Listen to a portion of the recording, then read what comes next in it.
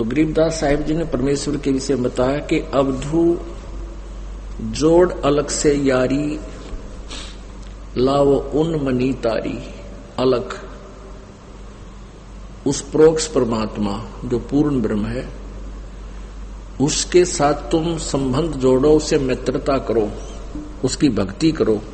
अवधू जोड़े अलख से यारी, लावो उन मनी तारी। अंत कोटि भंडार भरे हैं, अणिमा महिमा चेरी। अष्ट सिद्धि नौ निधि आगे नचे, दे पुरुष की फेरी। अंत कोट प्रसिद्ध परेवा, जाके आगे नाचे।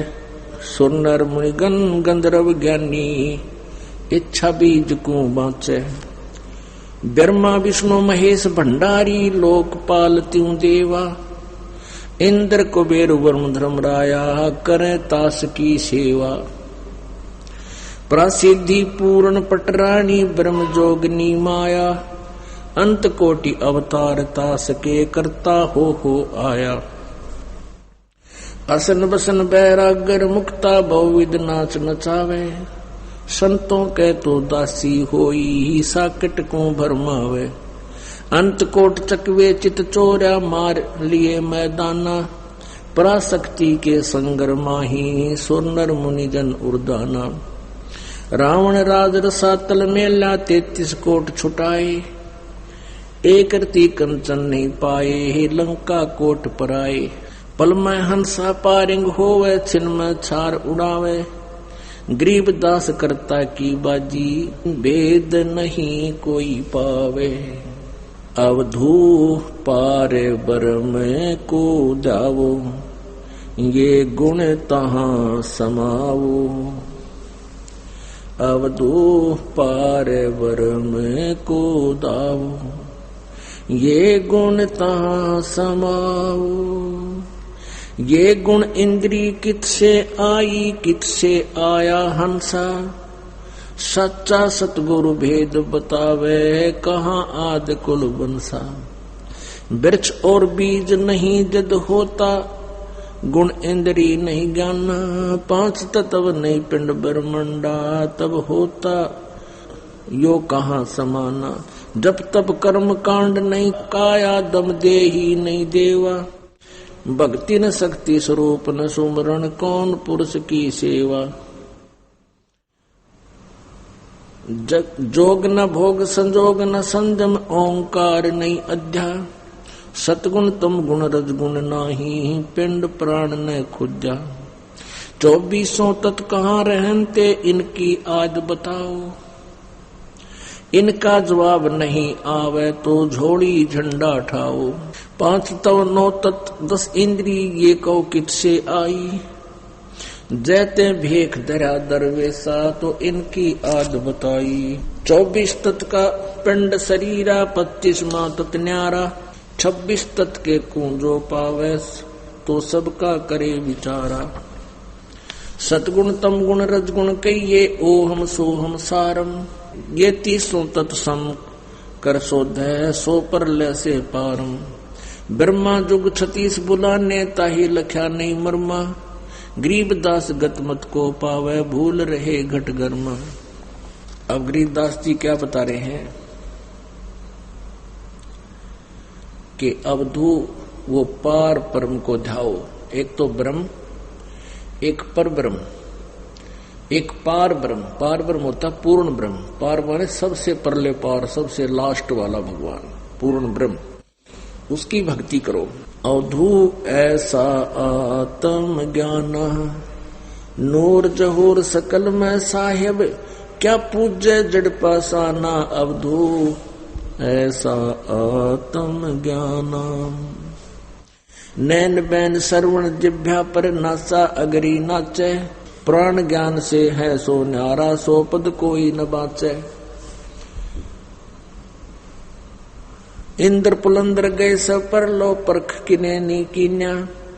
राजपाट की रटने लागी, पेंड परन सबे खीना। ब्रह्मा संख असंख गए हैं, ये शंभु पदम करोड़ी। इंद्र कुबेर गए बारू समय विष्णु बाहा जोरी। प्राशक्ति परलोके माही होरा आवन जाना। अजर अमर कबीर अविनाशी शब्द अतीत अमाना। अंतकोट अनभय अर्धंगी अनहद नाद बिलाना। सकल रूप परलोके माही रह मूड न ज्ञाना। पारस लोह कला उसी की चंद सूर मठधारी। कच्छ मच कूरम शेष लग परलोक करत मुरारी। महाकाल पर मालिक साहेब सतपुरुष अविनाशी।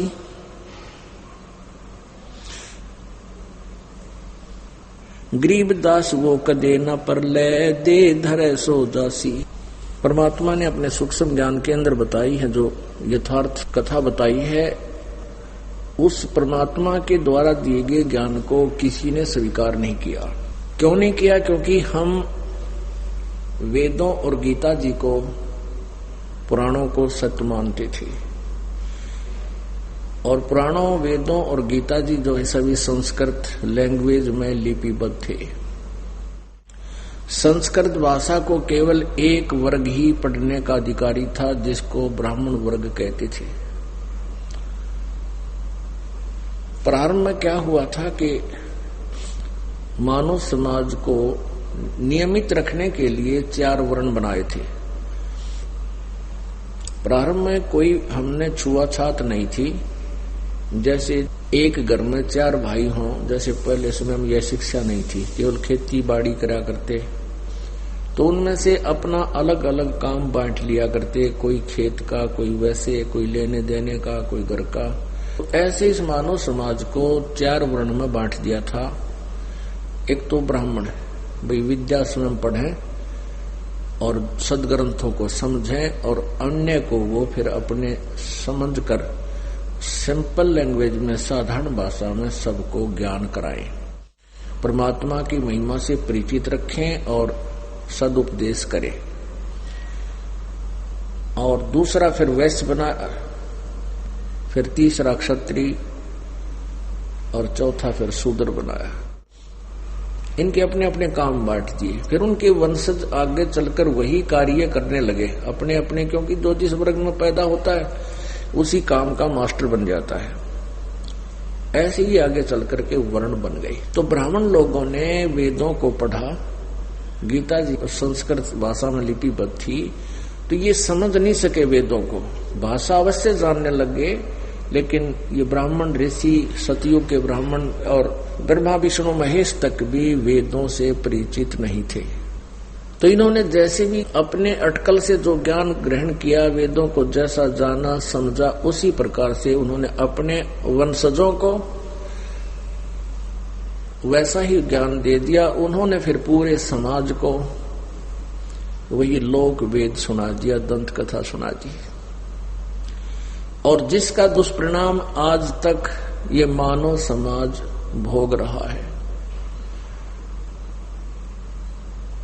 और आज परमात्मा ने कृपा बख्शी है।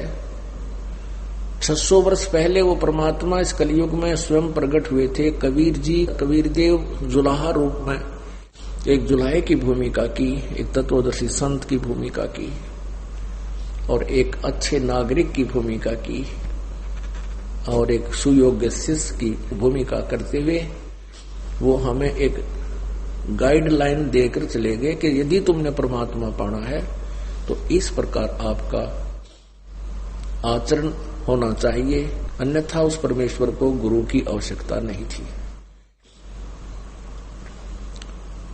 तो परमात्मा ने स्वयं आकर के हमें पहले बताया था ये ज्ञान, जो हमारे को उन अज्ञानी ऋषि महर्षियों ने नहीं समझने दिया। वो ये कह दिया करते थे कि कबीर तो एक अशिक्षित व्यक्ति है, ये नहीं जानता वेदों और गीता के बारे में, ये झूठ बोलता है, ब्रह्मा विष्णु महेश के बारे में ये गलत जानकारी देता है, क्योंकि ये संस्कृत जानता नहीं, ऊट पटांग बोलता है। तो उस समय हम पूरा मानव समाज जैसे शिक्षित था, उन्होंने इस बात को स्वीकार भी कर लिया कि कबीर जी वास्तव में अशिक्षित हैं, ये संस्कृत भाषा नहीं जानते हैं, और ब्रह्मा विष्णु महेश जी के बारे में ये गलत ज्ञान दे रहे हैं। पुण्यात्माओं, अभी आप जी ने सुना कि सतयुग के ब्राह्मणों को ज्ञान नहीं था, ब्रह्मा विष्णु महेश को भी वेद ज्ञान नहीं था। ये बात प्रथम बार किसी भी हिंदू समाज के गले नहीं उतर सकती, क्योंकि हमने लोकवेद दंत कथा घनी सुन रखी है।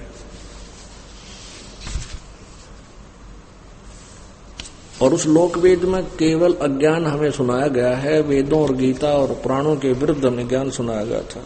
उसके लिए हमने थोड़ा सा उन्हीं सदग्रंथों का सहयोग लेना पड़ेगा जिसको हम सत्य मानते हैं।